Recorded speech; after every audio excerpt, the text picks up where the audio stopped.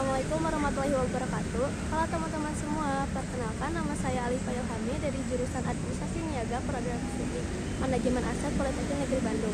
Di sini saya akan menjelaskan apa itu aset dan memberikan salah satu contoh aset yang ada di Bandung, yaitu Masjid Raya Bandung. Yuk ikutin! Dalam video ini, saya memilih Masjid Raya Bandung sebagai aset yang saya minati untuk dibahas, karena Masjid Raya Bandung merupakan salah satu aset yang dikenal sebagai ikon kota Bandung. Masjid Raya Bandung berada di tengah kota, tepatnya di Jalan Dalam Kaum nomor 14, Balong Gede, Kecamatan Regol, Kota Bandung, Jawa Barat. Masjid Raya Bandung merupakan salah satu aset yang dimiliki pemerintahan Kota Bandung. Nah, berbicara tentang aset, di sini saya akan menjelaskan apa itu aset dan manajemen aset. Kata aset berasal dari istilah aset bahasa Inggris yang dalam bahasa Indonesia dikenal dengan istilah kekayaan. Sedangkan menurut Sugiyama tahun 2013, berdasarkan perspektif ekonomi, aset adalah segala sesuatu yang memiliki nilai ekonomi yang dapat dimiliki oleh individu, perusahaan maupun pemerintahan yang dapat dinilai secara finansial.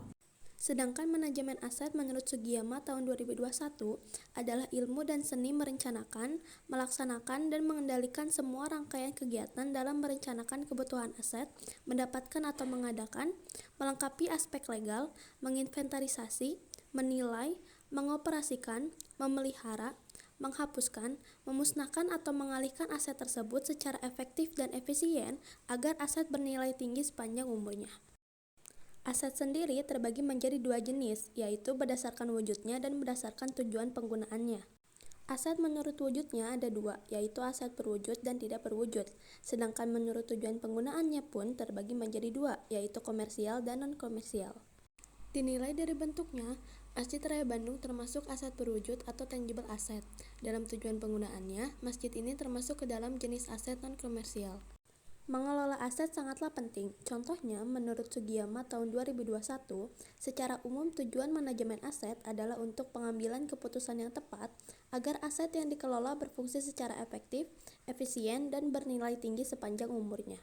Adapun fungsi-fungsi manajemen aset menurut Sugiyama tahun 2017, terdapat 9 fungsi manajemen aset, yaitu 1. Merencanakan kebutuhan aset, 2. Mengadakan aset, 3. Mengaudit dan melengkapi aspek legal aset, 4. Menginventarisasi aset, 5. Menilai aset, 6. Mengoperasikan aset, 7. Memelihara aset, 8. Menghapuskan aset, dan 9. Mengalihkan atau memusnahkan aset.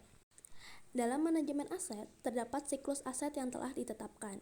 Menurut Sugiyama tahun 2013, terdapat beberapa tahapan dalam siklus aset, yaitu yang pertama, perencanaan kebutuhan aset, yaitu kegiatan untuk merencanakan aset yang dibutuhkan dari mulai jenis hingga jumlah guna mencapai tujuan organisasi.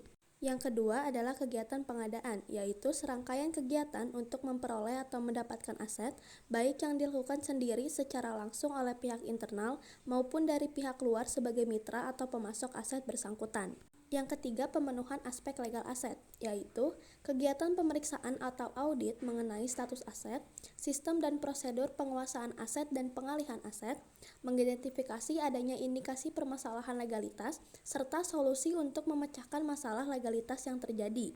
Selanjutnya ada inventarisasi aset, yaitu kegiatan mengidentifikasi mengenai kualitas dan kuantitas aset berupa pendataan secara fisik dan secara yuridis atau legal. Lalu ada penilaian aset, yaitu proses kerja untuk menentukan nilai aset yang dimiliki sehingga dapat diketahui secara jelas nilai kekayaan yang dimiliki atau yang akan dialihkan maupun yang akan dihapuskan. Lalu yang keenam ada pemeliharaan aset, yaitu kegiatan menjaga dan memperbaiki aset agar dapat dioperasikan dan berfungsi sesuai yang harus dijalankan. Yang ketujuh, ada rejuvenasi aset atau pembaruan aset, yaitu kegiatan mengembalikan aset ke dalam keadaan yang lebih baik. Selanjutnya ada penghapusan aset, yaitu kegiatan untuk menjual, menghibahkan, atau bentuk lain dalam pemindahan hak kepemilikan dari pihak dalam ke pihak luar. Selanjutnya ada pengalihan aset, yaitu upaya memindahkan hak dan atau tanggung jawab, wewenang, kewajiban penggunaan, dan pemanfaatan dari suatu aset. Terakhir, ada pemusnahan aset, yaitu upaya untuk memusnahkan seluruh atau sebuah aset yang dimiliki. Nah, itulah pembahasan kita mengenai aset, manajemen aset beserta contohnya. Semoga video ini bermanfaat untuk kita semua. Terima kasih sudah menonton. Mohon maaf apabila banyak kekurangan. Wassalamualaikum warahmatullahi wabarakatuh.